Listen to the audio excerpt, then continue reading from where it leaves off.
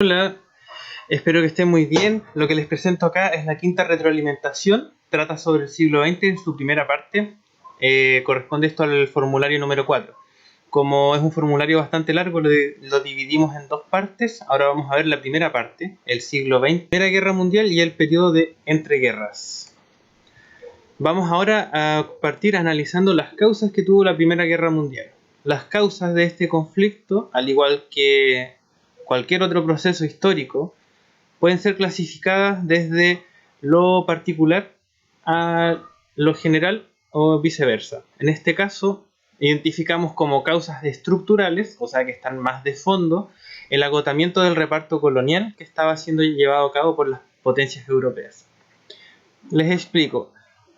A finales del siglo XIX, principios del siglo XX, las potencias europeas estaban desarrollando sentimientos nacionalistas de expansionismo y volcaron todas esas energías en combatir y en conquistar a pueblos tanto del continente africano como del continente asiático. Es así que los alemanes, por ejemplo, invadían Tanzania, Kenia, Namibia, se apoderaban de espacios en el Océano Pacífico, islas en Oceanía.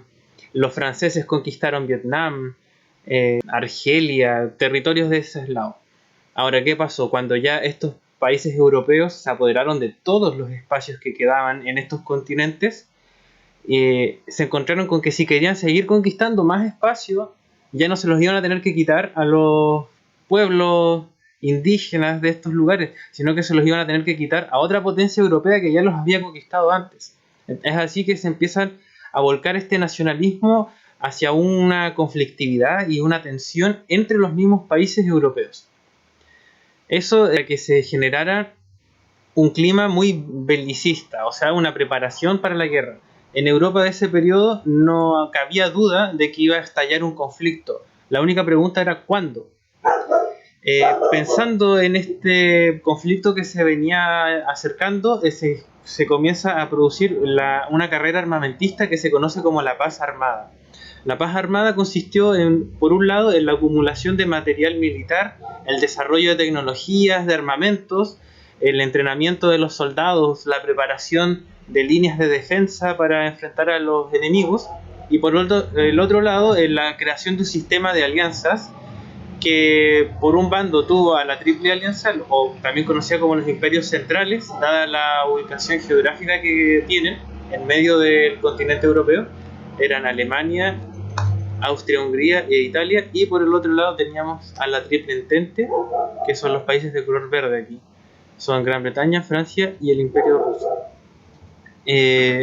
Finalmente, como causa definitiva de que provocó el estallido de este conflicto fue el asesinato del archiduque Francisco Fernando, quien era el soberano de Hungría.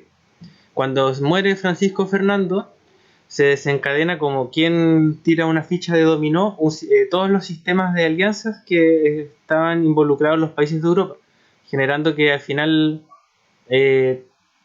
todos los países estuvieran en guerra contra todos, de un momento a otro. El desarrollo de esta Primera Guerra Mundial se puede clasificar en tres etapas. En primer lugar, tenemos una guerra de movimientos que consistió en maniobras rápidas bastante amplias. Por ejemplo, Alemania ingresó sobre territorio francés, apoderándose también de Bélgica en el paso. Por el otro lado, también lo hizo con Rusia. En un segundo momento, las fuerzas invasoras se equiparan a las fuerzas que están siendo invadidas. Se generan estas trincheras que son como zanjas que se cavan en el suelo, que se hacían para impedir que se perdiera más territorio del que ya se había perdido y al mismo tiempo tratar de derrotar al enemigo e impedir que siguiera avanzando. Se generan dos trincheras. En primer lugar, la del frente occidental entre la frontera de Alemania y Francia, y en segundo lugar la del frente oriental, la frontera entre Alemania y Rusia. Este periodo, que es el más largo de la guerra, que va desde 1915 a 1917, finaliza cuando sale Rusia del conflicto debido a la revolución rusa que estaba sucediendo en su territorio, y su puesto en el conflicto es ocupado por Estados Unidos. El ingreso de Estados Unidos desequilibró de forma bastante importante la balanza e hizo que finalmente la Triple Entente pudiera derrotar a los imperios centrales. Bueno, como consecuencias de la Primera Guerra Mundial podemos identificar grandes cambios en el mapa político, además de enormes pérdidas humanas. Hasta ese momento la Primera Guerra Mundial fue la guerra que generó mayor cantidad de víctimas fatales que se tuviera memoria en la historia. Era conocida como la Gran Guerra. Murieron en este conflicto 17 millones de personas. Por otro lado, en el mapa político vemos que por un lado Estados Unidos surge como la nueva potencia mundial, ya que este conflicto se dio alejado de su territorio, no sufrió la devastación militar ni la devastación social que sí tuvieron que enfrentar las potencias como Alemania o Francia que estaban en medio del conflicto. Por otro lado, además de que Estados Unidos haya surgido como la nueva potencia mundial, se firma el Tratado de Versalles. Este Tratado de Versalles consiste en un pacto firmado entre los países vencedores por sobre los países vencidos. Y más allá que ser una idea de buscar la paz, lo que buscaba el Tratado de Versalles era que los países derrotados sean castigados por haber generado la guerra. Se les ordena indemnizar económicamente a los países vencedores y además entregar su territorio. En el caso del Imperio Austrohúngaro desaparece, es desintegrado y a partir de su territorio se forman nuevas naciones. Lo mismo sucede con el Imperio Turco. El Imperio Alemán igual desaparece, le tienen que entregar territorio a Francia, entregarle territorio a Polonia, por ejemplo. Y también desaparece el Imperio Ruso. Y a partir de los espacios que van dejando estos imperios que se van desintegrando, se van formando nuevos estados, nuevas naciones que también contribuyen a modificar el mapa político. Respecto al formulario que les di para responder, noté que había una pregunta que presentaba bastante dificultad para la mayoría. Dice así: el imperialismo europeo de las últimas décadas del siglo XIX y primeras del siglo XX tuvo importantes consecuencias, tanto para los pueblos colonizados como para las potencias europeas. Dentro de estas últimas destacan, primero, un creciente nacionalismo en los imperios rivales. Eso sí es correcto. Segundo, la inversión en armamento y tecnología bélica por parte de las potencias también es correcto, es la paz armada. Y tercero, la hegemonía de los Estados Unidos en relaciones internacionales, esa no es correcta, porque Estados Unidos sí logra la hegemonía, pero una vez finalizada la Primera Guerra Mundial. Antes de la Primera Guerra Mundial, Estados Unidos es un país más. Ahora vamos a ver el periodo entre guerras.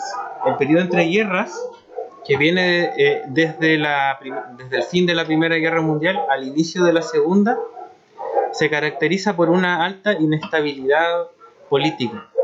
¿Por qué se genera esta inestabilidad política? Primero, por el Tratado de Versalles, que con sus cláusulas era visto como una carga injusta que estaba teniendo que ser llevada por los países derrotados. También generó bastantes imposiciones económicas a los países derrotados, por lo cual debilitó el empleo, debilitó la industria. A eso se le tiene que agregar que se produce una crisis económica en 1929, que fue la crisis económica más grave que ha tenido el mundo en su historia, incluso afectando a Chile, que estamos al otro lado del mundo. Esta suma de condiciones hizo que existiera mucha inestabilidad política y fue pasto fértil para que surgieran regímenes autoritarios y totalitarios. Por un lado se ve autoritarismo en Italia, en forma del fascismo de Mussolini, y el nazismo en Alemania. Y por otro lado vemos el totalitarismo en la Unión Soviética, que surgió luego de la Revolución Rusa. Vamos ahora a establecer cuál es la diferencia entre autoritarismo y totalitarismo. Son prácticamente lo mismo. Ambos tienen una política que está centrada en la figura de un líder al cual hay que seguir, un líder que es fuerte y que representa los ideales de una nación, entre comillas. En el caso de Italia era Mussolini, en el caso de Alemania era Hitler, y en el caso de la Unión Soviética era Stalin.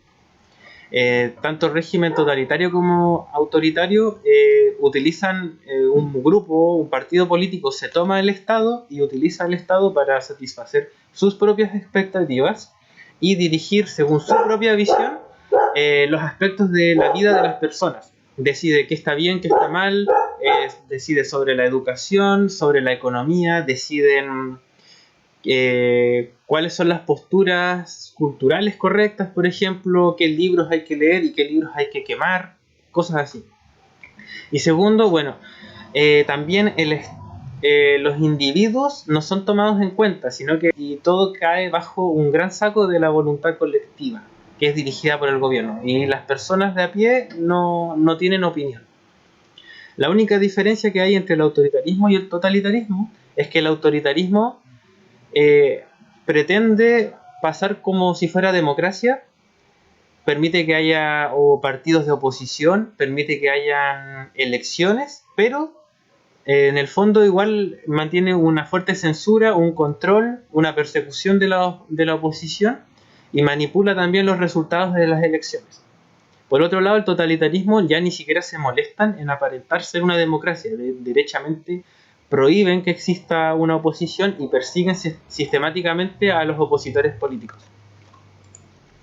En relación a las características de un régimen totalitario, se les muestra esta pregunta en uno de los formularios, que es muy probable que también aparezca en uno de los exámenes que ustedes tengan que dar.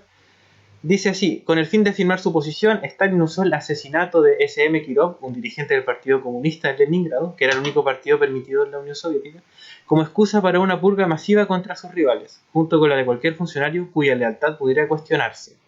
Y luego sigue el texto. Ahora aquí tienen que tener mucha atención porque en estas preguntas nos vamos a encontrar con que todas las alternativas corresponden a las características de un régimen totalitario, pero solo una está relacionada con el contenido del fragmento. Entonces, como siempre les digo, estas pruebas deben ser vistas como cualquier cosa que venga de parte del Estado de Chile tiene letra chica. Entonces, dice, según se describe en el fragmento. Entonces, en este fragmento no nos encontramos con que nos hablen de un control de los medios de comunicación por parte del Estado, ni tampoco con la abolición de los partidos políticos. Tampoco hablan sobre la utilización de propaganda ideológica, y a pesar de que todas esas son características de un régimen totalitario.